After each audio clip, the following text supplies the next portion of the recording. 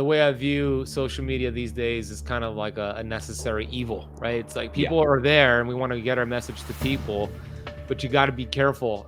This is a very important topic, the mental health of social media and the impact it has on your mental health, because everything that goes into your subconscious mind is accepted as truth.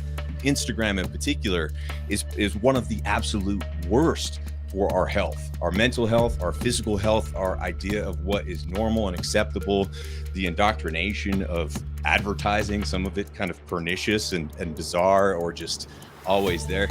It's not good for our mental state. And so not being there for a few months actually feels pretty good, oddly, although I do really miss being in better touch with people, because these days, Instagram, Twitter, Facebook, as much as I wouldn't like them to be, TikTok and the rest, are messaging apps. They're kind of like your phone book.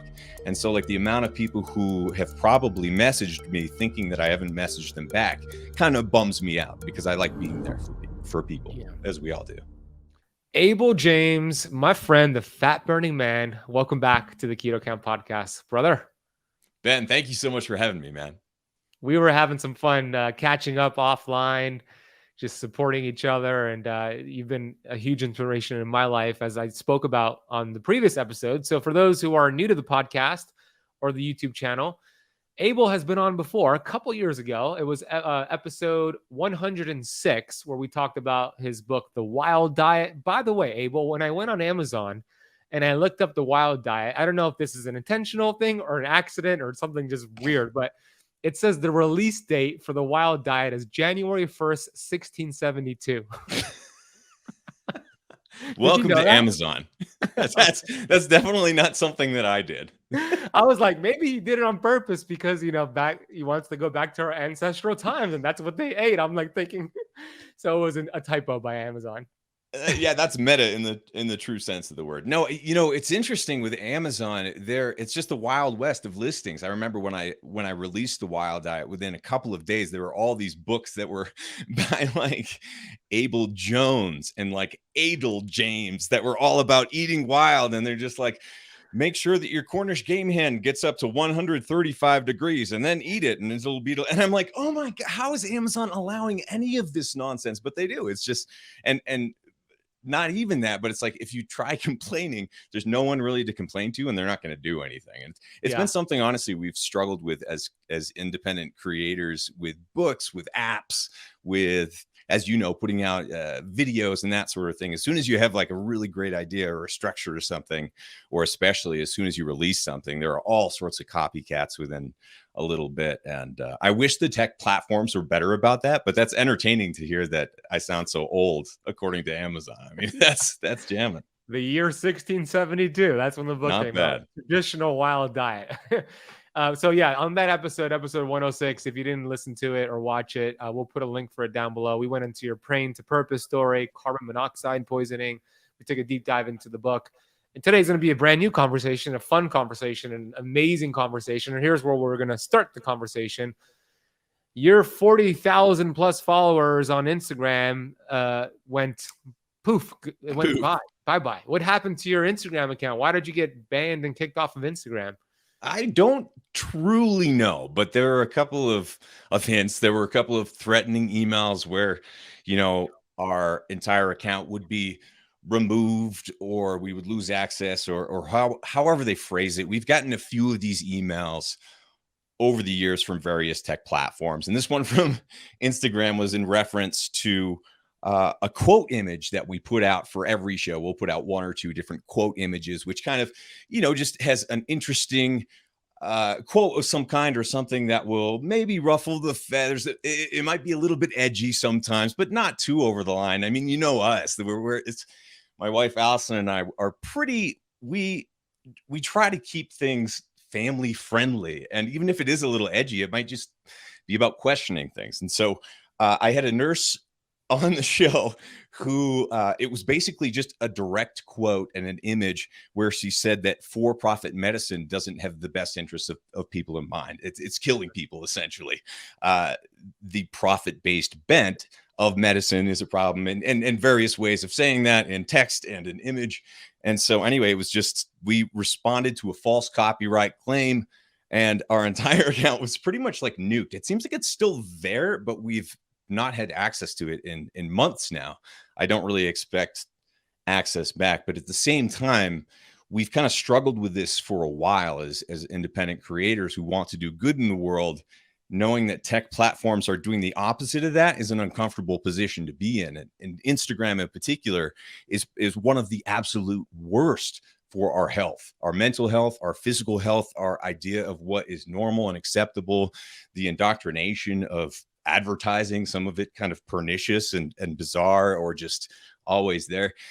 It's not good for our mental state. And so not being there for a few months actually feels pretty good, oddly, although I do really miss being in better touch with people, because these days, Instagram, Twitter, Facebook, as much as I wouldn't like them to be, TikTok and the rest are messaging apps. They're kind of like your phone book.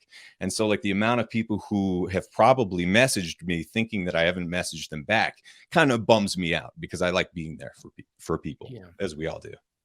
Yeah, the way I view social media these days is kind of like a necessary evil, right? It's like people are there and we want to get our message to people, but you got to be careful. This is a very important topic, the mental health of social media and the impact it has on your mental health, because everything that goes into your subconscious mind is accepted as truth. So as you're scrolling mindlessly through your phone, TikTok, whatever it is, whatever negative story is on there, whatever like soft porn, it's essentially like TikTok is like soft porn, whatever. Yeah, a lot of them are.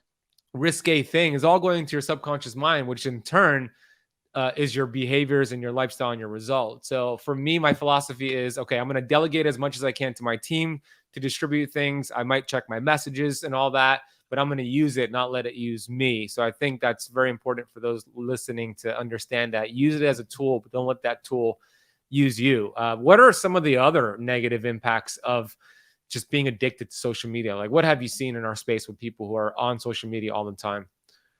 It's never enough. And it's also been taken to the level that's so superficial that it's difficult to transfer anything that's meaningful in terms of ideas or creativity. Now, that's not 100% true. There are definitely exceptions, and there are some people who do it really well. But having been doing this for more than a decade now, with blogging, podcasting, videos, social media, in all these different forms, and also being a musician throughout all of this for many decades, even before that, I've seen TikTok in particular is a great example of how now even the music is following the trends of TikTok, where it's all hooks, it's all chorus. There's no verse, there's no kind of like lead up to it, there's no foreplay. It's just right there, and then it's there again, and it's there again, and then it's gone, then it's the next thing. And I don't know how great that is for our overall creativity and mental health. I know as a musician, it leaves people in kind of a strange space after the past couple of years. It's like touring has kind of restarted and music is kind of coming back a little bit, but also radio isn't really a thing, and neither is MTV. Those are long gone, and we don't really have disc jockeys anymore. It's all algorithms and all these just like short, quick hit songs. And that kind of applies to a lot of our media. So if you want to go deep, then one thing that we like doing is going to the older stuff, whether it's books or listening to old Tom Waits and Johnny Cash records and Blaze Foley and just old school jazz or whatever it is. Do that with whatever you want to learn about, whether it's gardening in the backyard in the traditional organic way, which isn't new. Like, this stuff has been around for a long time. Look for the old books, look for the old movies about things, and fall back in love with the right kinds of media, because right now it does seem to be a dark, kind of superficial time where more people are anxious and bummed out than ever. So it doesn't seem to be solving our problems right now. Yeah, absolutely. It's a great message. Just go back to the old school, gardening, whatever it is, old school music.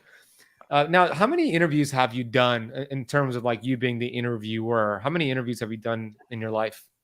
Boy, well over 500, but probably well over 1,000 if you kind of add up not just that particular show, the Fat Burning Man podcast, but all the various things. Because there have been, I know you're very busy as well and get a lot done, and I really respect what you do. And so it adds up over the years. There's the video course here, and there's a couple of documentaries, and then there are all these apps and all these little things that you created but never released. Even there's so many of those. But yeah, in the hundreds to the thousands. I'll tell you what, not nearly as many as Jimmy Moore. Jimmy Moore probably has 10x to all of us. He's incredible, as are a lot of people. So I'm not nearly as prolific as some, but yeah, we've definitely put in the hours. It's so funny. I just did an Instagram live with him right before I got on here. We were just texting each other. Yeah, Jimmy Moore is like the OG of he's like in the tens of thousands. It's insane. It's amazing. Right. You kind of touched upon with your answer the question I was going to ask you based off of the interviews you've done. And by the way, I mean this when I say it. You're one of the best interviewers that I've ever come across. I could tell. Oh, and I know, and I mean it. And I know you being a podcast host like myself, when a podcast host either wings it and hasn't done any research, or they're well researched and they know their stuff, they know their audience. And you obviously take a lot of time and energy to understand your guest and put a lot of research into it. So I respect that. I know a lot of other podcast hosts respect that as well, because not a lot of podcast hosts do that. I've been on podcasts as an interviewer, being interviewed, and I could tell this person has done no research on me. You've probably been there yourself. Oh, but man. The question I was going to ask you is, 500, 1,000 plus interviews. Has there ever been, and you kind of said there is, an interview or more than an interview that you decided not to release? And you don't have to say the person's name if there is one. And why did you decide not to release it? Wow. That is such an awesome question. I don't think anyone has ever asked me that before.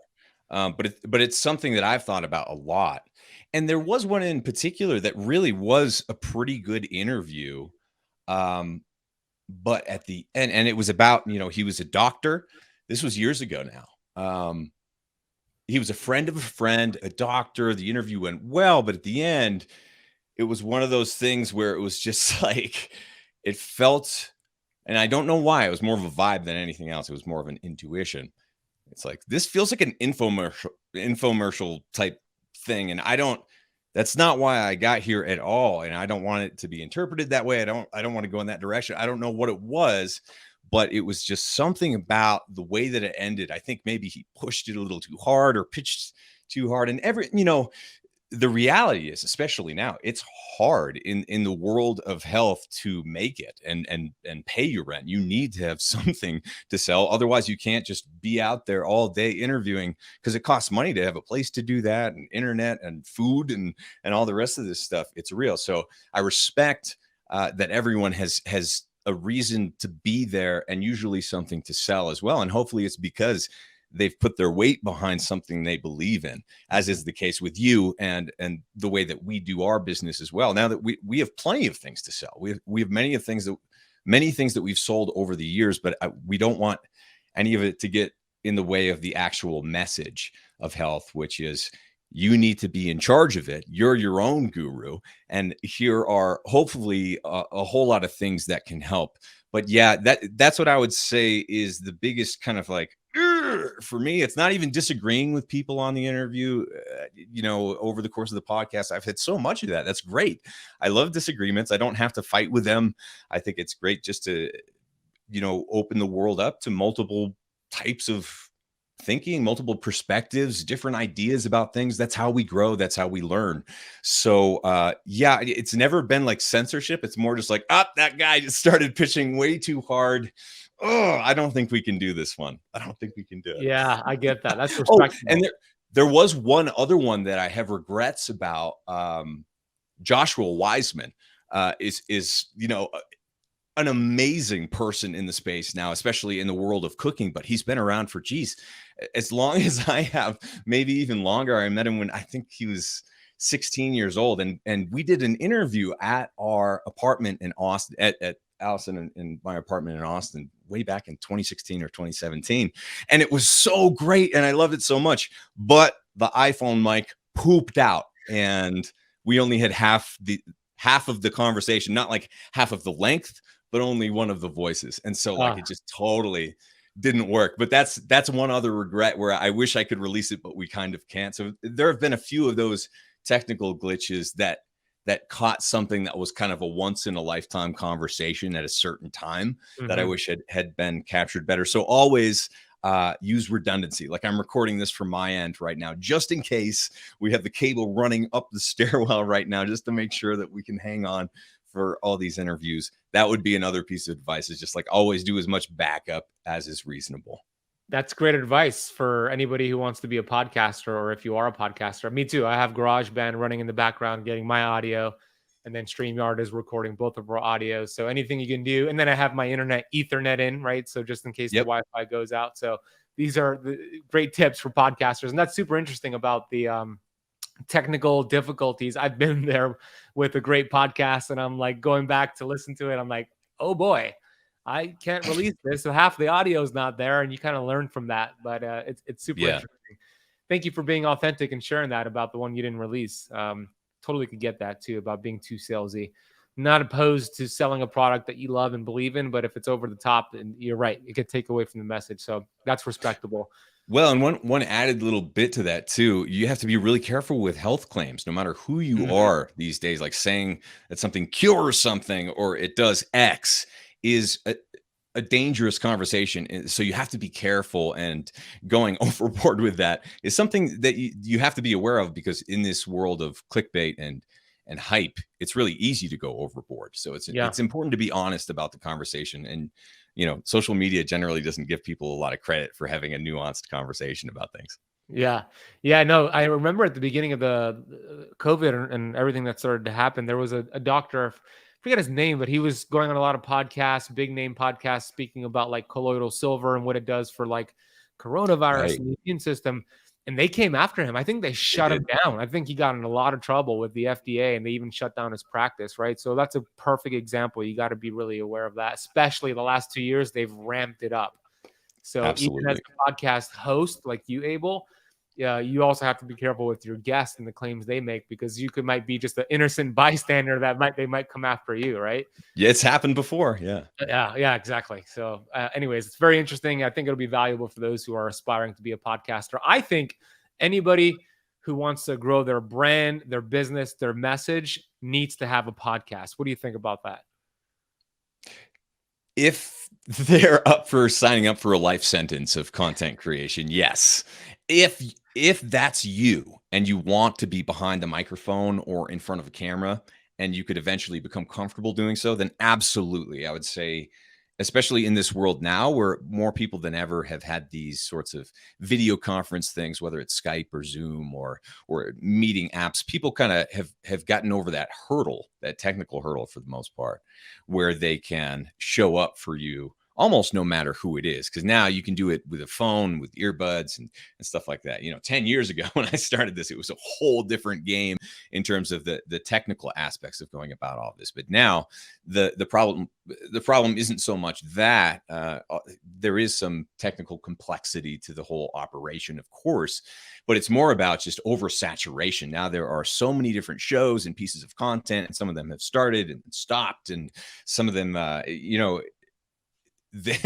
at some point it seems like there are going to be more channels than listeners or viewers, Yeah. right? And so I don't think that'll happen forever, but that's a great problem to have and a terrible problem to have. We'll all have to work through that, but that's something that is an uphill battle for some people, where they're just expecting that all of a sudden they'll have all of these listeners because they're putting out this show that's an hour long or 3 hours long, and just like Joe Rogan, 3.5 hours every single day, just like shooting all these out. That doesn't mean that you'll necessarily build a following super quickly. So as long as you're comfortable with that and you're focused on building a body of work, then I think that's probably the best possible media that you could create. Because especially now, if you're creating something like a podcast, generally that stands on its own.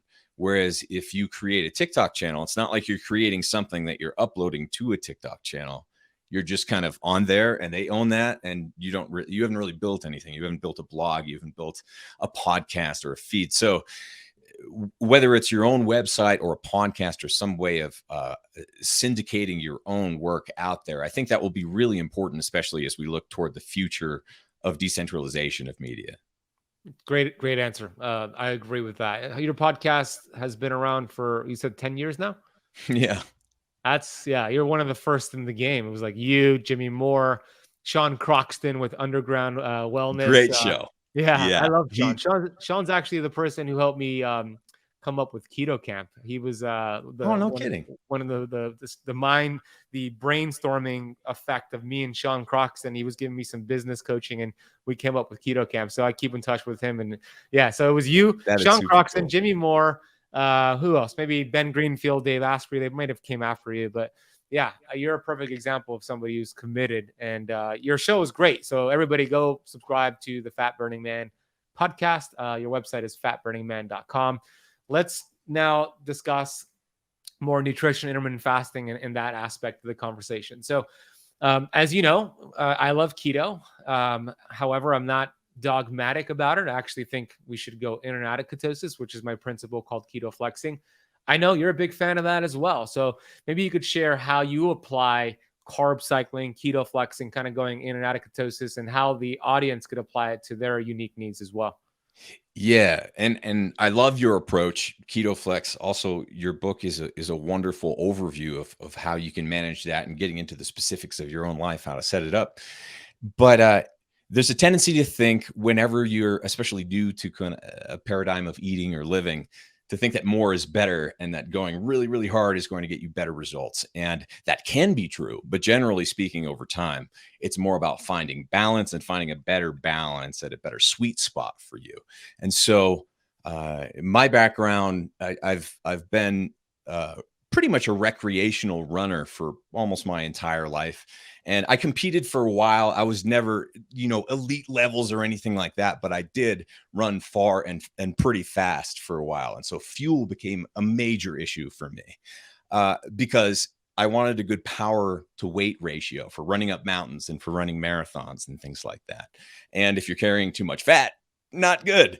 And also, you can bonk. So if you go out and you run hard or you bike hard or you swim hard, anyone who's done endurance events knows that you can run out of gas. You can run out of glucose, which is stored in your muscles and your liver. And when that happens, it's, there are stories of grown men just like right before the end of their marathon, weeping, walking in the wrong direction, sitting down, just, Not a and good much feeling. worse, by the way, much more graphic that I won't get into right now. But I mean, that's something that can actually happen. And our nervous systems are real. Our limits are real.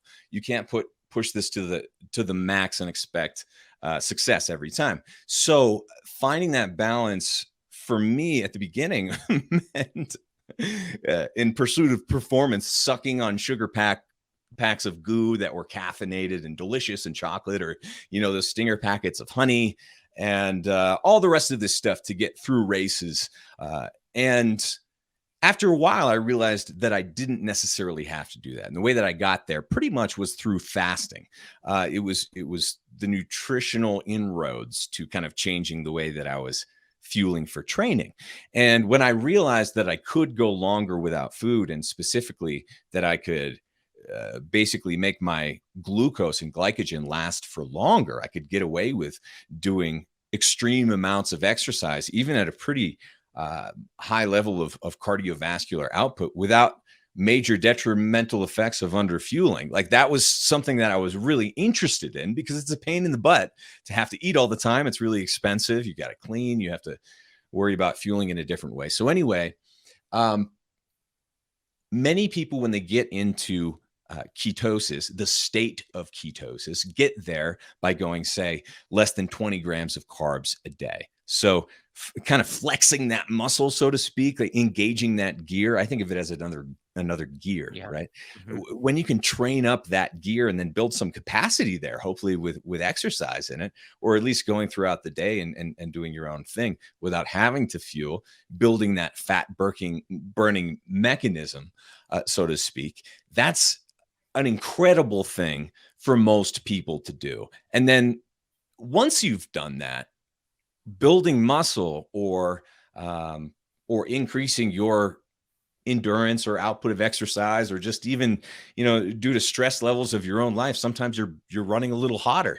Being able to eat more and being able to refuel that glycogen and also have that metabolic flexibility to hit the other gear, the rocket fuel of sugar is also great in its own way at its own time. If you want to build muscle, then insulin is not your enemy, and neither is glucose for the most part. They can be extremely useful, and if you sacrifice them completely, you could do so for the sake of simplicity, and you might get some great results. But for most people, they're pretty temporary, and whether you like it or not, you're going to swing back into eating more carbs for one reason or another, especially looking at food scarcity and food storage and the amount of money that food costs now, proteins versus fats versus carbs. Being able to store some carbs on the shelf and know how to prepare them and turn them into resistant starch, say, as opposed to something that's totally high glycemic, is really important. So I would encourage people to learn the skills of how to use and store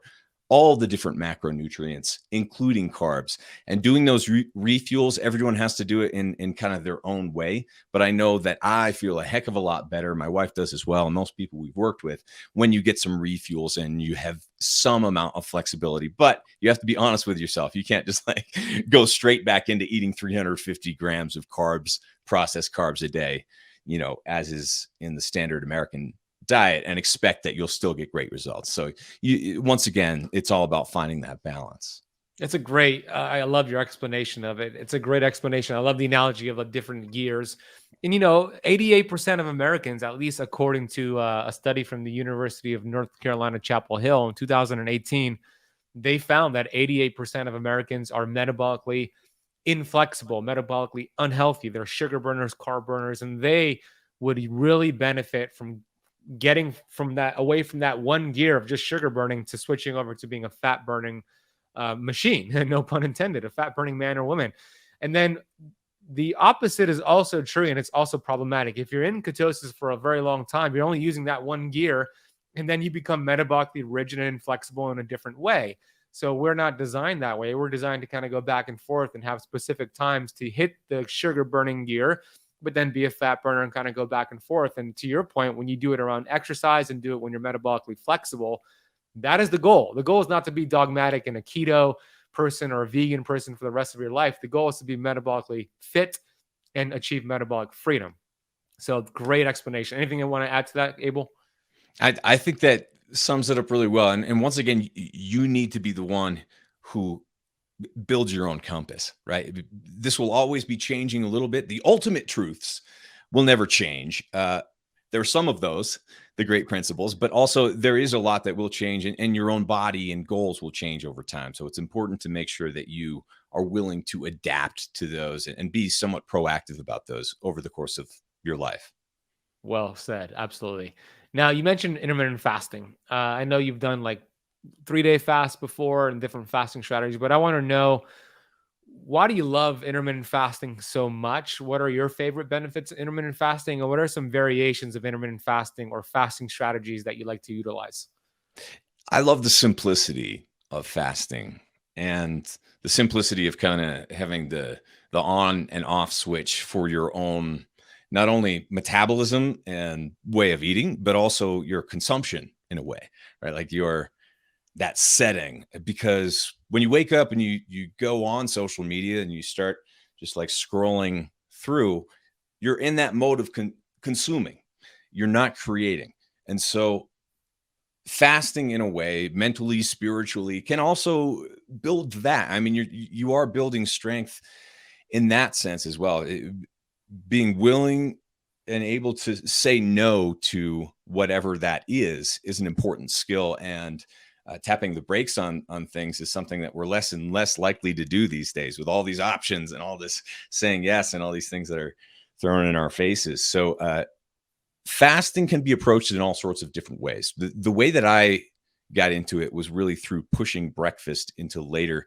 And then aside from, sometimes when I did go a day or two without food when I was younger and stuff, I didn't think of it as fasting. But when I first really researched this a bit, more than a decade ago, and really went down that rabbit hole and tried practicing it in combination with training, it was pushing out breakfast until about noon and doing something like a 16-8 style fast, where I would, generally speaking, do my workout in the middle of the day And sometimes I would do it completely fasted, but I didn't right away. Because the first few times I tried it, I was, talk about out of gas. I wasn't bonking, but God, it was Yeah. it You didn't was a have that burst. slog. Uh-huh. Yeah, yeah. You didn't have you didn't have that jump in your step that you might be used to. It was definitely some workouts, even the same workout can be a lot harder than others. And this was a slog. So at the beginning, I started with a small meal. Sometimes it was just like some BCAAs or some protein powder or, little bit of gross tuna fish or something back then, whatever it was. And then would do the workout and usually refuel after that, have kind of a bigger meal. And then I would eat dinner and that would be it. Sometimes I'd go out drinking too, because I was in my 20s or whatever. And that was it. And over the course of doing so for a few weeks, I realized that I wasn't sacrificing strength. In fact, I was hitting personal bests in terms of, and I wasn't measuring this super seriously, but my lifting was getting better. I was feeling really good. And mostly I didn't have to shop for, prep, cook, and then clean up for one or two maybe meals in the morning that I had pushed into later in the day. And then, doing big cooks on Sundays, on the weekend, and then having leftovers available, it simplified things a lot. And that also started saving money when I was able to get away with eating less, Yeah. but not really sacrificing performance, which for a while, that was a hedonism thing as well. I needed to get over that from an ego perspective because especially being younger, I don't know what it was, but it's just like the more you eat, the more of a man you are, the more strength you're building or something. And that can be true, of course, like, especially if you're young and athletic and you're burning through all these calories or whatever. But yeah, I think from a mental aspect, I had to reorient that into being like, wait, if I'm eating less and I'm performing better and I'm shopping less and all this stuff and I'm saving money, that's a win. Let's reframe that into a win. Let's try eating a little bit less for a while, and embracing that made fasting easier. And eventually that turned into kind of the OMAD, the one meal a day. I remember reading Ori Hoffmeckler's Warrior Diet, fantastic, underrated book, totally magnificent man, with an incredible, he's done so many different kinds of work, and I really respect that. But anyway, a great read. And so doing the kind of eating for 4 hours thing, the 20-4 style of fasting, worked well for me for, I don't know, 8 years or so. I did that most days. And now I'm kind of back to the 16-8 again.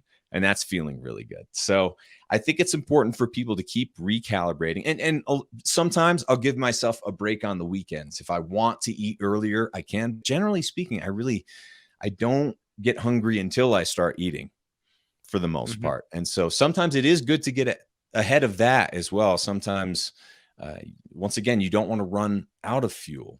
So being able to pre-fuel sometimes ahead of your hunger, even if you're not that hungry, can be useful sometimes. But usually I saw it as a win for me, who I have a tendency to put on weight relatively easily, whether it's fat or muscle. So I need to be careful with that. Usually getting away with the under eating piece, even if it's just the off switch through fasting, can be a nice way to simplify the approach to making sure you're not eating too dang much, which is the big problem for most of us these days. It's so true. No, I love the schedule. And what I'm hearing is that, the discipline that you develop with intermittent fasting and saying no to food, that discipline transfers to other areas of your life. It's like a muscle, or disciplined muscle that you get stronger with. I've seen that to be true with myself as well. And I love how you're very flexible with your fasting approach, and it follows the principle of feast famine cycling. Intermittent fasting is not necessarily about eating less. It's about eating less often. And to your point, way back in the beginning of the conversation, you said just because something is good, doing it more doesn't make it better. Right. Fasting is something I see people overdo, and I was guilty of it myself. It's like, I feel really good when I'm fasted. Let me keep doing OMAD. Let me keep doing 24 hours. And then too much fasting is not good. So I love that you have some weekends where you don't fast. You go either 20-4 to 16-8, but you're following the principles of life, which is feast famine cycling, which you talk about in the Wild Diet. But why is it so important to feast? And when I say feast, I don't mean eat bad food, but to feast Why is it important to feast just as important it is to fast, Abel? The first time I ran a major marathon, it was something where I didn't know exactly what I was doing, and I did not refuel properly. And I got pretty much the flu for like 3 days, maybe even a week after that. I got quite ill. And that happened to me a few times when I didn't properly refuel. And specifically what that meant was going too hard on the glycogen. I thought I just ran 30 miles or whatever. I've got to refuel all of this glycogen all at once. But that suppresses your immune system. You have to find a way how to balance that correctly.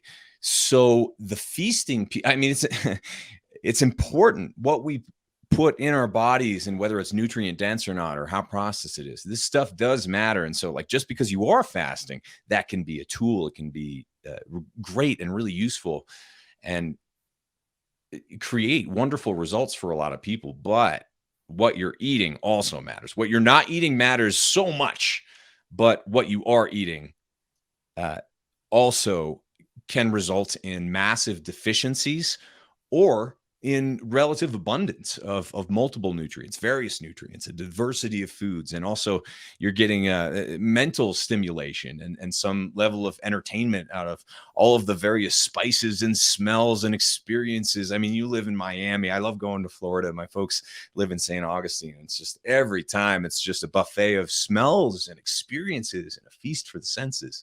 And so that's a very important part of being human. And, just the idea that all of these totally ripped models with six packs and perfect bodies are eating microwave dinners with chicken and broccoli every night. Like, it doesn't have to be that way. It can be more luxurious and abundant and fun and entertaining. And anyway, that's the way that we like to do this. You can approach health from a way that's creative and fun. And that's how many chefs do it. And how many, my dad was a short order cook to pay the bills for a while. And I learned so much from just, watching people create things out of nothing. So falling back in love with food and the creative aspect of feasting and entertaining for other people is a wonderful, luxurious event, so much better than social media could ever be. But sharing this experience with other people is something that we're all meant to do as humans. And, for the most part, when you do fall back in love with feasting, hopefully you can look at cooking again. And if you want to embrace your health, you kind of have to. You can't get away with just doing that microwave dinner or picking up food all the time, or else it's going to be really expensive or difficult to manage for a family or what have you. So being able to look at food as something that's nourishing your body and is nutrient dense, but not something that's just going to make you fat or whatever, is really important now more than ever. So that's kind of how I would frame feasting. Yeah, you can, if you want to, you could go to Taco Bell and eat as much as you want, but that's you're not going to do that too many times. No. You'll Make learn your those lesson. mistakes yourself if you want to. But when you engage the feasting part of the day, try to make it as enjoyable and as high quality of an experience and of food as you possibly can.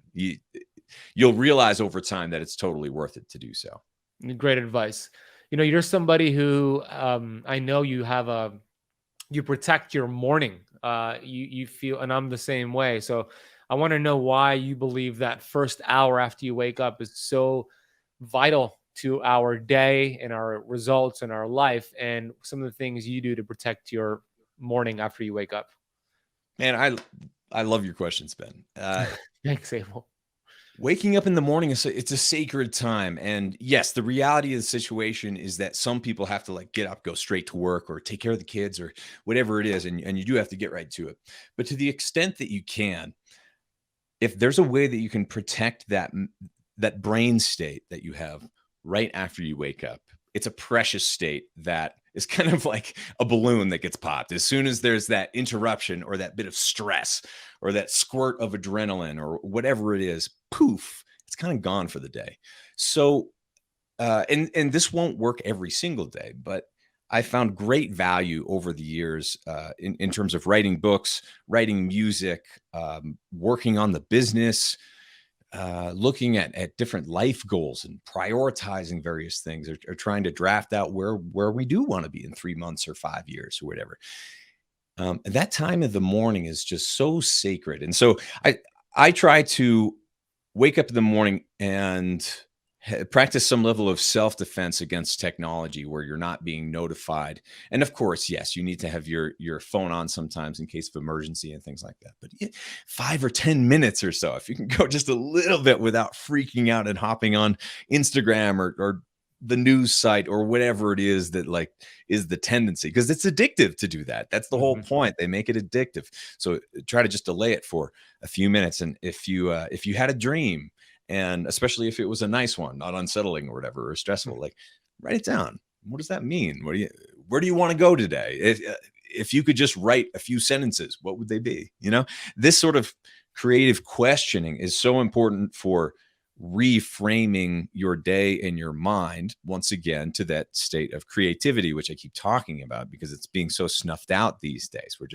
Once you're in that reactive state of consuming things, that balloon has popped. So whatever it is that you find precious to you, whether it's cuddling with someone you love, or waking up with your child and giving them a kiss and saying, I love you, or writing a silly little poem that makes someone giggle, or maybe plunking out a few notes on the ukulele that you've always wanted to play.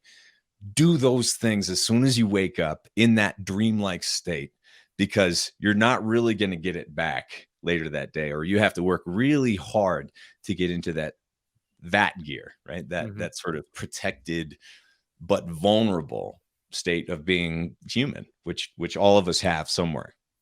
Yeah, no, it's such a special time during the day, to your point. And I love all the suggestions. So it could be playing an instrument, writing down what you just dreamt of. Gratitude has been a big practice of my life. Huge. First thing in the Yes. morning, like, affirmations. So find what works for you. Somebody might need to do meditation and they, really love that. And another person would not really enjoy meditation, but the goal is to protect that morning. And it's so, the subconscious mind is the most impressionable first thing in the morning. You're in that dreamlike state. You want to protect it and not open up your social media feed or turn on the news. So the way I do it is I don't check my phone at least an hour before, until after an hour after I wake up. Then I'll turn on my phone. Nice. But you could put your phone on do not disturb. And Yep. here's something I learned. And then on iPhones, if you have like a favorite, let's say it's your wife or your mom or your husband, even though your phone's on do not disturb, the favorite calls will still go through. So if they're an emergency, those will go through, but all the other ones, you don't get notified. So that could be a hack for somebody. So we're very alike with that, Abel. I protect my morning very much so. So I love that you shared that. Let's talk That's why about you're so productive. yeah, thanks. Big part of it for sure. It is. Let's talk about Wild Superfoods. This is a new company, a supplements line that you decided to develop. Why did you want to come up with Wild Superfoods? What is it, and what are some of the products that you have? Yeah, it's interesting because over the years, I've had a love-hate relationship with supplements and kind of the convenience world of foods, if that makes sense. Yep. And more than anything else, it was a few interactions through music that I had with some people I've been fortunate to study with over the years who were older, in their 60s or 70s and had some weight to lose. And I saw a few people get some incredible results. I would usually take lessons in the morning, whether on guitar or piano. And this happened a few times where my teacher would just be, slugging back, looking hungover or whatever, just like slugging back something kind of gushy and clumpy. And I'm like, what in the world is that? And there's like, I don't know. My doctor, my nutritionist said that I should drink this in the morning. It's got protein in it. It's got some other stuff. I just drink it. And I lost 70 pounds in the past 6 months. I'm like, 70 pounds in the last 6? What do you mean? He's like, well, I'm not going to make a salad for breakfast. I'm not going to wake up in the morning and cook anything. That's not me. I mean, he doesn't.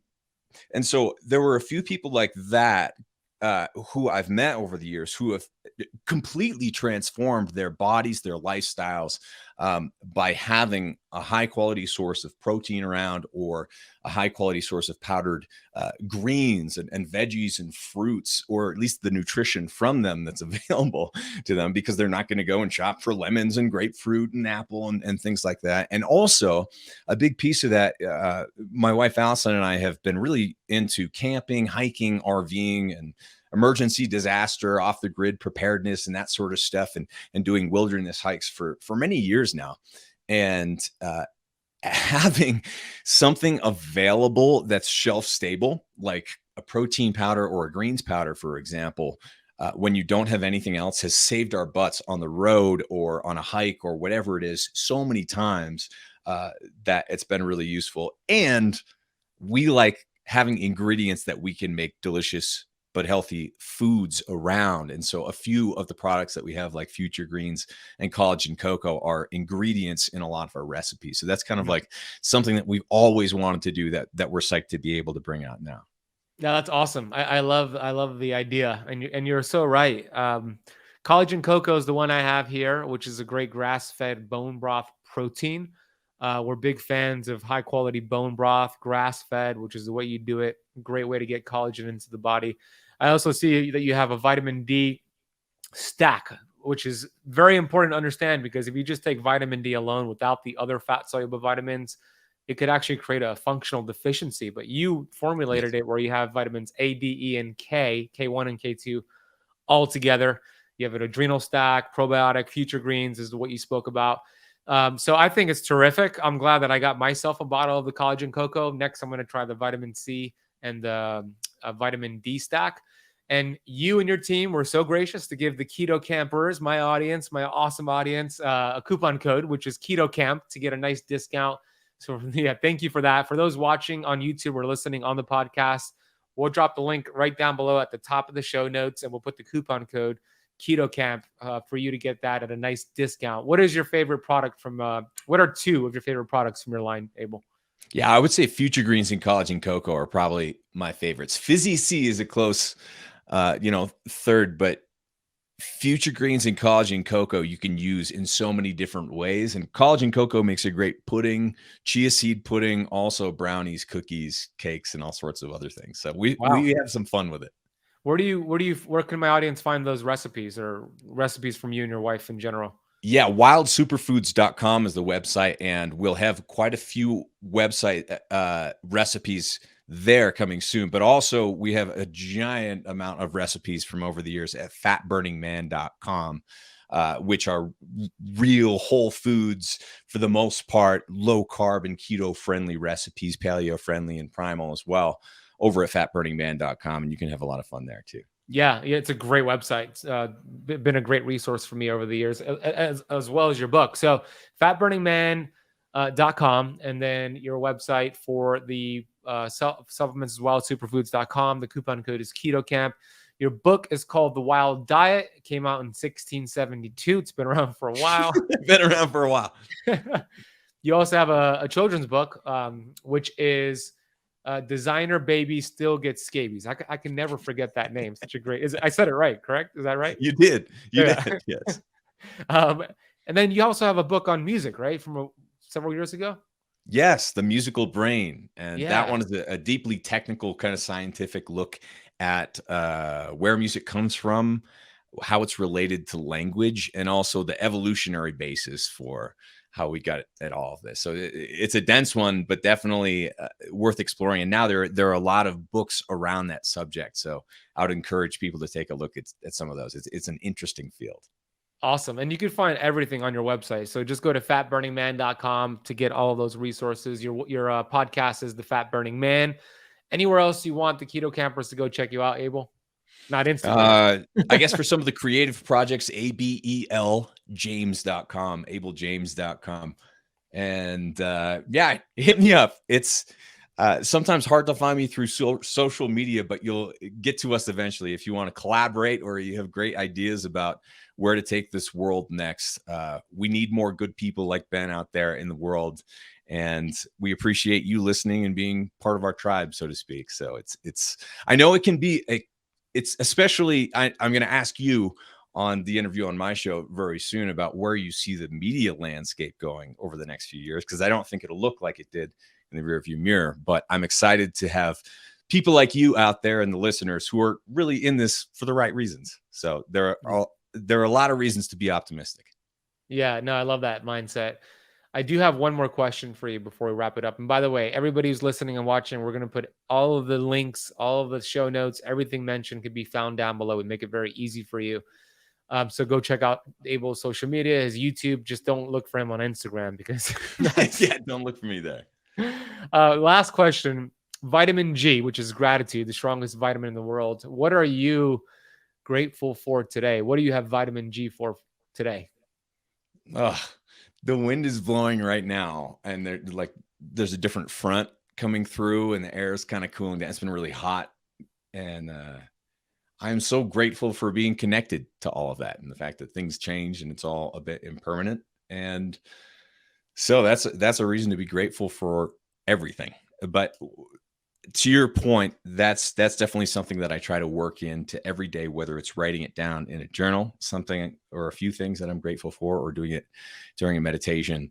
That has been a huge part of my daily routine and our families for many years now. And it's probably the best bang for your spiritual buck, so to speak. I love that. Yeah, it sure is. Abel, I'm grateful for you, man. You've been a huge inspiration. Likewise. To me, even before I knew you, you've been a huge inspiration. I read your book, as you know, several years ago. I got it all highlighted and took a lot of notes. And then, so cool. Yeah, and then we became friends, and I just admire what you're doing. I'll be on your podcast tomorrow. So round 2 on your show. This is round 2 on my show. And just keep showing up. Grateful for you. Thank you for the conversation today. Everybody go follow Abel. And I look forward to round 3 already, brother. Thank you for coming on today. Likewise. Thank you so much.